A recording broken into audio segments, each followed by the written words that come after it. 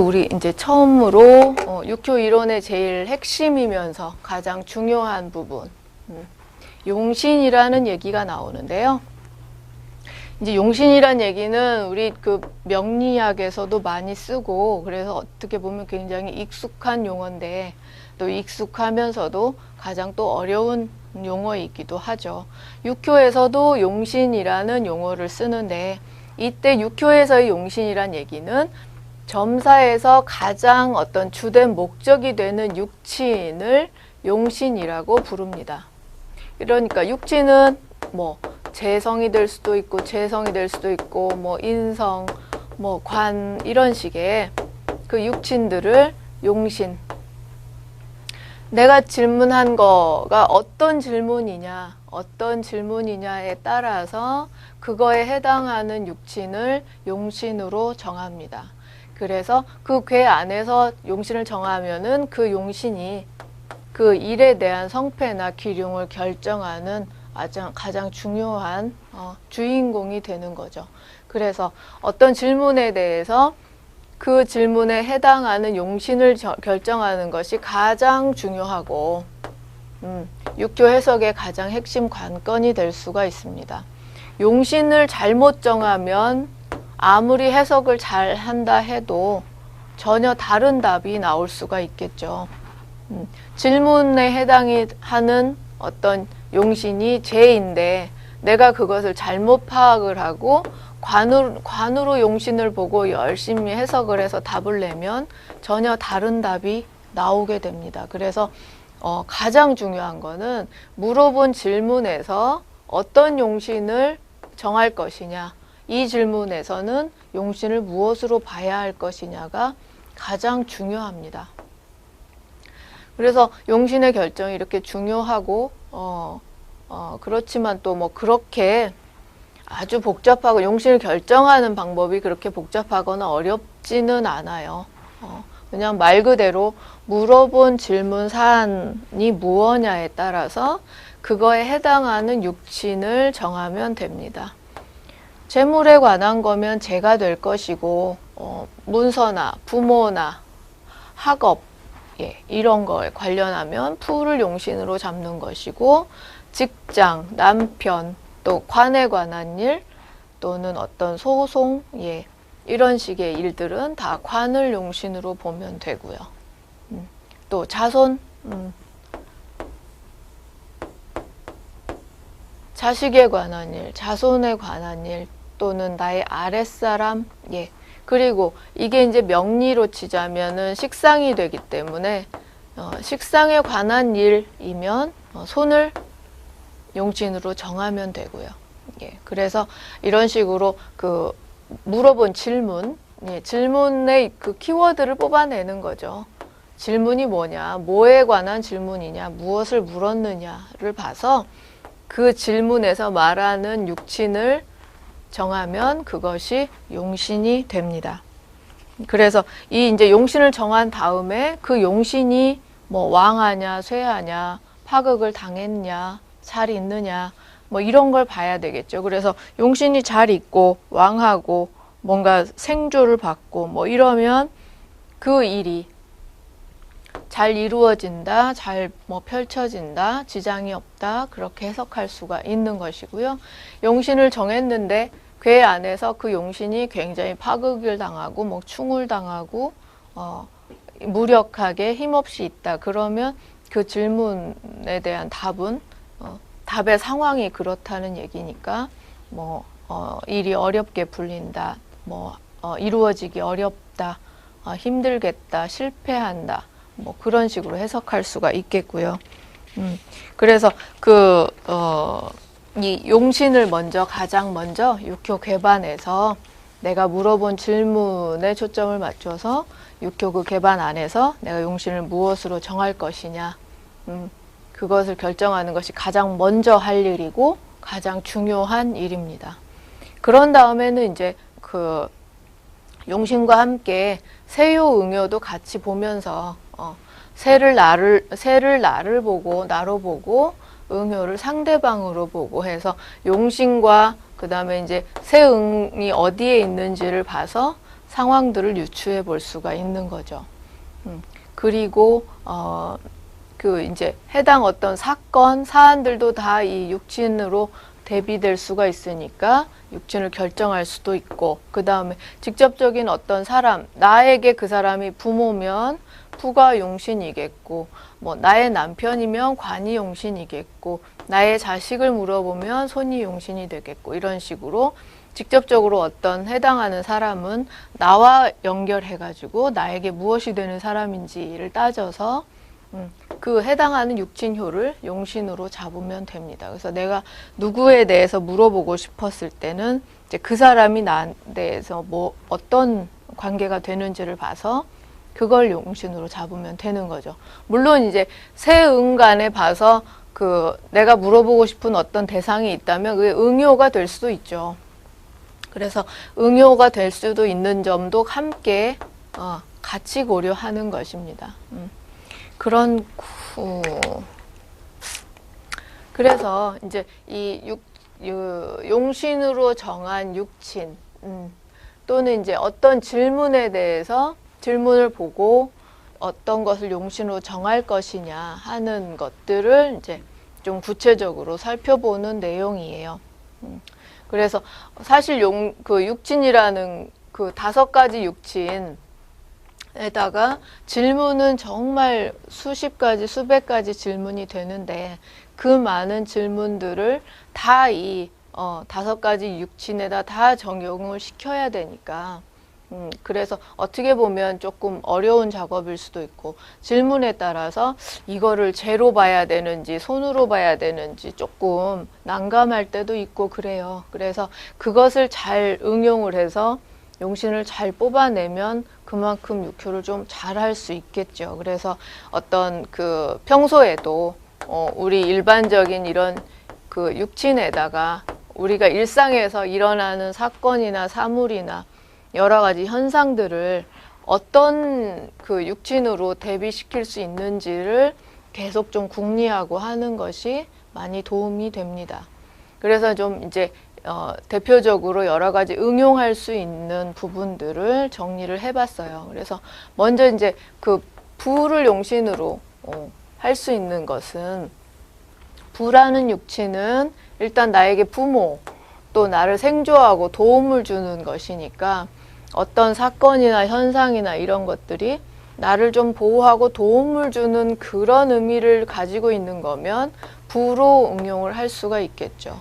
그리고 실제로 이제 부모, 그래서 이제 뭐 그 명리에서는 또 나의 부모 또 위에 할아버지 할머니는 또 육친이 달라지죠. 그렇지만 이 육효에서는 그렇게 일일이 다 구별하지 않고 친척이든 또 뭐 할아버지 할머니든 고모든 또 뭐 장모님이든 부모뻘이 되는 분들은 다 부로 통일해서 봅니다. 그리고 그 다음에 이제 선생님, 그 다음에 나에게 도움을 주고 보호해주는 사람이니까 의사. 그래서 이제 뭐 질병점 같은 것을 칠 때 이 부를 보면 의사 선생님의 그 향방을 알 수가 있죠. 그래서 이런 그다음에 이게 직접적으로 학문, 예, 공부, 학업, 예, 또 시험. 그래서 보통 그 가장 대표적으로 이제 부용신을 쓰는 것이 문서예요. 그래서 보통 그냥 문서라는 얘기를 많이 하는데, 예, 그래서 문서, 공부, 시험, 어떤 서류, 그 다음에 또 친척이 아니더라도 윗사람뻘이 되는 상사, 그냥 뭐 누구의 누구래도 좀 웃어른들은 다 부로 통칭을 합니다. 나보다 그냥 윗사람이면 다 부로 보는 거죠. 그리고 집이나 건물, 내가 거주하는 곳도 나를 보호하고 도움을 주는 것이니까 부로 보고요. 그 다음에 이제 좀 재밌는 거는 담배, 차, 화물, 또 이제 의복, 예, 옷도 좀 부로 보고요. 나를 이렇게 보호해주는 거니까요. 그리고 또 일자리, 일터, 이거는 이제 좀 문서와 관련해서 생각해 볼 수 있는 거고요. 그 다음에 천시점에서는 비나 눈을 의미하고요. 그래서 이 밖에도 또 뭐 부하고 부로 적용시킬 수 있는 것들은 여러 가지가 있겠죠. 그래서 이제 그 계속 육효를 하다 보면 아, 요런 거는 부로 봐야겠구나 하는 노하우가 생기게 돼요. 그런 것들은 이제 더 여기다 추가해서 할 수가 있고요. 그래서 지금 이런 그 낮게 낱말들을 굳이 외우기보다는 전체적인 어떤 이런 나를 보호하고 도움을 주는 그런 대상들, 것들은 거진다 이 부로 한다라는 거를 알아두시면 되겠고, 그 다음에 이제 그 육친에서 친척들 중에서 일단은 나보다 윗분들, 뭐 그 부모님, 뭐 조부모, 백부, 숙부, 고모, 부모님들, 그다음에 나보다 윗분이니까 스승님, 선생님, 또 직장에서의 상사, 그래서 나보다 좀 윗사람이면 모두 다 부로 통칭한다는 점, 예, 그 점 기억해 두시면 되겠고, 그 다음에 가장 쉽게 부를 나타내는 말로는 문서, 예. 문서라는 말에서는 뭐 어떤 서류나 시험이나 종이로 된 여러 가지 것들을 다 생각해낼 수가 있겠죠. 그 다음에 이제 관용신. 이제 육효에서는 그냥 관이라고만 쓰고 특별히 관귀를 이렇게 구별하지는 않습니다. 명리에서는 관귀가 딱 구별이 되죠. 그런데 육효에서는 육친을 나눌 때 관귀가 구별이 되지는 않아요. 왜냐하면 그 우리가 육친을 정할 때 그 본괴 소속궁, 소속궁이 뭐 곤토궁이 나온다 그러면 이 토오행을 기준으로 해서 이 육친을 나누기 때문에 어떤 구체적인 지지로 표현되어 있지 않기 때문에 음양을 구분할 수가 없어서 관귀를 나눌 수가 없어요. 그래서 그냥 그 나를 극하는 대상은 다 관으로 통칭을 하는데, 이제 그러면서도 세부적인 의미에서는 이게 그냥 그 명리에서 말하는 정관의 역할을 할 때가 있고 평관, 칠살의 역할을 할 때가 있습니다. 그래서 이렇게 붙여서 관귀 그렇게 얘기를 해요. 그래서 그냥 관용신 이래도 되고 관귀용신 이렇게 불러도 되고, 이제 이렇게 관이라고 써놓고도 그냥 관귀라고 붙여서 읽기도 하고요. 그래서 이제 그 세부적인 사항을 해석하다 보면 이게 이제 관의 역할을 넘어서서 거의 귀의 역할을 하는구나라고까지도 해석이 되는 그런 부분들이 있습니다. 그래서 관이라고 써 있지만 이렇게 명리처럼 관이니까 이거는 평관칠살은 아니고 좋은 거네 라고만 생각하지 마시고 이 귀의 역할도 함께 포함되어 있다는 거, 이게 관이지만 언제든지 귀라고 대표되는 거는 보통 뭐 질병이나 우환이나 예, 이런 식으로 좀 그 관보다는 나쁜 역할이잖아요. 예, 그래서 그런 역할이 함께 포함되어 있다라고 생각해 두시면 좋겠습니다. 그래서 어떨 때는 이제 관으로만 읽을 때가 있고, 관이라고 써 있지만 그 안에 또 이런 귀적인 역할도 함께 생각을 해야 되는 거예요. 그래서 좋고 나쁜 그런 의미들이 함께 포함이 됩니다. 그래서 직장이나 뭐 명예나 이런 걸 얘기할 때는 그냥 관이죠. 그런데 또 같이 들어있는 의미로 질병, 형벌, 재앙, 예, 사고, 이런 거는 또 귀고, 그래서 이 관귀의 역할이 같이 들어있는 것으로 생각하시면 되고요.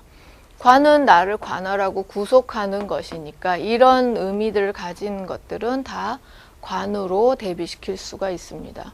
그래서 안 좋은 역할을 하면 이런 식으로 흉한 질병이나 관제, 예. 그다음에 여자에게는 남편이 되겠고요. 그리고 뭐 학생에게는 학교, 또 관공서, 예. 뭐 우리가 관으로 대비할 수 있는 여러 가지 것들을 다 생각해 볼 수가 있습니다. 그래서 보통 이제 그 해석할 때는 관이라고 써 있지만 이런 관의 좋은 의미, 를 먼저 생각하고 덧붙여서 좀 흉한 것도 같이 생각해 볼 수가 있어요. 그래서 이제 시험이나 이런 거를 얘기할 때는 관의 역할로 봐야 되겠죠. 시험을 묻는다든지 합격을 묻는다든지 그러면 이게 이제 곧 합격이 되고 어떤 그 들어갈 학교나 직장이나 이런 구체적인 관을 상징하는 것이 되고요. 그 다음에 이제 뭐 소송이나 그런 것들을 물어봤으면 그야말로 이제 뭐 그 이 소송에 해당하는 관청 또는 이게 직접적으로 관제를 의미하기도 하고요. 그래서 약간 그 귀적인 의미를 같이 생각을 해야 되는 거죠. 그래서 그 물어본 질문에 따라서 관으로 볼 때도 있고 귀로 볼 때도 있고요. 질병 같은 거를 물어봤다면은 관이라고 떴어도 분명히 귀로 해석을 해야 되는 거죠. 그래서 그 육교에서는 이제 그 관이라고만 쓰면서도 어떨 때는 좀 정관, 어떨 때는 귀 이런 식으로 좀 혼용이 되는 것 같아서 이게 명확하게 구분이 안 되는 것 같아서 조금 헷갈릴 수도 있는 부분이에요. 그리고 그 다음에 육진 중에서 이제 형제효, 우리 그 명리에서는 비견겁제, 그래서 보통 비견겁제도 그냥 같이 우리 통용으로 그냥 비겁 하잖아요. 그 비겁을 그냥 바로 형이라고 합니다. 그래서 그 사람으로 치자면 형제, 동료, 친구, 동료 뭐 이런 의미고 보통은 이제 재물에 대한 어떤 비겁의 역할로 많이 보죠. 그래서 가장 많이 쓰이는 것이 어떤 재물점에서 재물을 좀 탈취해 가는 재물을 어렵게 하는 그런 비겁의 역할로 해석할 때가 가장 많습니다. 그리고 그다음에 이제 가장 많이 쓰이는 용신 중에 하나가 이 재물, 재용신이죠. 그래서 가장 많이 묻기도 하고 여러 가지로 통용될 수 있는 건데 일단 내가 관리하고 소유하는 어떤 대상들은 다 재라고 표현할 수가 있고 구체적으로 가장 큰 게 재물하고 남자에게 있어서는 여자, 애인, 부인, 애인, 그냥 어떤 만나기 시작한 여자, 이런 식으로 등등등. 그래서 이제 여자, 애인, 처제 의미고, 그 다음에 이제 내가 고용한 사람들도 재로 보고요. 그리고 식량, 음식 이런 거. 그리고 이런 사람의 몸, 신체, 몸 자체를 또 재로 보기도 합니다. 그래서 질병점이나 어떤 건강 얘기를 할 때 재의 상황을 보고 이제 체력이 너무 떨어졌다, 몸이 너무 힘들다, 그런 얘기들을 할 때가 있어요. 그리고 천시점에서는 아주 맑게 개인 화창한 날씨를 표현을 하고요. 물론 이제 여기서 고용인, 하인 이렇게 볼 때는 옛날에는 이제 육효라는 게 워낙 옛날부터 사용되던 거니까요. 그래서 옛날에는 하인, 고용인을 그냥 곧바로 다 나의 재로, 나의 소유물, 재로 곧바로 봤습니다. 그래서 그런데 이제 지금의 우리 현대에서 일하는 사람들, 그러니까 사장님인 경우에 고용인, 내 밑에 사람들을 곧바로 이렇게 소유한다는 의미에서 재로 보기는 어렵죠. 근데 이제 그래서 현대에서 어떤 고용인 하인들을 볼 때는 일단은 내 좀 손 아랫사람이라는 의미에서 그 다음에 이 손이라는 자체가 돈을 벌어주는 돈벌이의 역할이잖아요. 그러니까 돈을 벌어주는 사람이라는 의미에서 그리고 직접적으로 재물을 만들어주는 사람이라는 의미에서 재. 그래서 고용인이나 하인들의, 그러니까 밑에 사람들, 일하는 사람들, 내 직장의 종업원들, 부하 직원, 이런 사람들에 대한 얘기를 할 때는 좀 손하고 같이 병행해서 같이 보고요. 그 다음에 이제 자손용신일 때, 직접적으로 사람은 이제 자식이나 자식에 대한 문제를 물어볼 때 손을 용신으로 보고요. 내 아랫사람은 다 손으로 통일합니다. 조카면 뭐 며느리, 사위 뭐 이런 식으로 그 친척 중에서 나보다 아래 있는 친척들은 모두 다 손으로 보고요. 그 다음에 이제 문화생이나 제자도 다 손으로 보고 내 아랫사람이라는 의미. 근데 이제 특히나 또 제자 뭐 또 가르치는 일을 하는 분들 같은 경우 수강생 이런 경우를 볼 때는 손효를 보지만 여기에다 같이 또 아까도 얘기했듯이 재를 같이 붙여서 보기도 해요. 수강생이든지 뭐 이런 사람들은 어쨌든 나의 그 재물의 원천이 되기도 하기 때문에 손효하고 재효를 같이 용신으로 보기도 하고요. 그 다음에 요즘에도 집에서 키우는 애완동물도 손이고요. 옛날식으로 하면은 그야말로 자기가 그거를 돈 버는 걸 목적으로 사육하는 이제 뭐 소나 돼지를 또 닭을 키우는 농장을 한다던가 그런 식으로 하면은 농장에서 키우는 닭이나 소나 이런 것들은 본격적으로 자기가 제물로 바꾸기 위한 목적이잖아요. 그럴 때는 재효로 그 가축들을 보기도 하고 그런 거 말고 이제 집에서 예쁘게 애지중지 키우는 우리 집 강아지, 뭐 강아지에 대해서 뭘 물어볼 때 이럴 때는 그 손효로 봅니다. 내가 좀 생애주고 이렇게 키우고 있는 그런 것들은 손으로 보고요. 그래서 그 어떤 동물에 대해서 물어볼 때도 조금 나뉠 수가 있고요. 그리고 또 그릇 살림, 집안 살림 이런 걸 의미할 때도 있고, 그다음에 약이죠, 약. 질병점에서 어떤 그 병을 낫게 해주는 것들을 약을 손으로 보고요. 이거는 이제 직접적으로 이 관기를 해결해 주기 때문에 손을 약으로 보는 거죠. 질병을 낫게 해주는 거. 그리고 어떤 뭐 공장, 기계를 돌리는 공장을 한다던가 그런 분들의 경우는 기계 자체를 재로도 보지만 또 같이 손으로도 봅니다. 그 돈을 벌어주는 기계니까. 그래서 그런 것들도 손으로 보고요.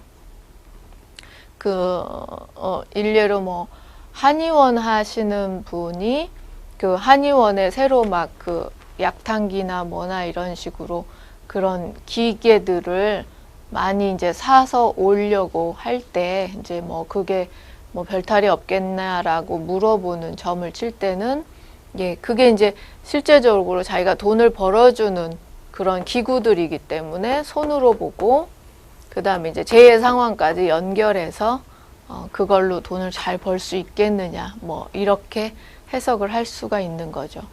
그래서 이렇게 지금 이제 육친별로 여러 가지들 적용할 수 있는 것들을 좀 여러 가지 생각해 봤는데요. 질문에 따라서 뭐 그야말로 더 여러 가지로 나눌 수가 있습니다. 그래서 여기에 이제 정해지지 않고 어떤 질문을 봤을 때 이걸 뭘로 용신을 해야 될까 할 때는 기본적인 그 육친의 어떤 기본적인 특징에다가 대비를 시켜봐서 기본적인 특징하고 어울리는 걸로 정하면 되겠죠.